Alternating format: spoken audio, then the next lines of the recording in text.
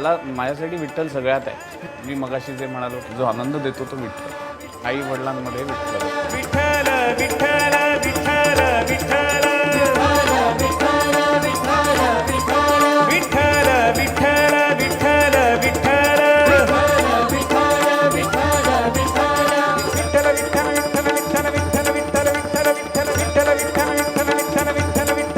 Vitthal Vitthala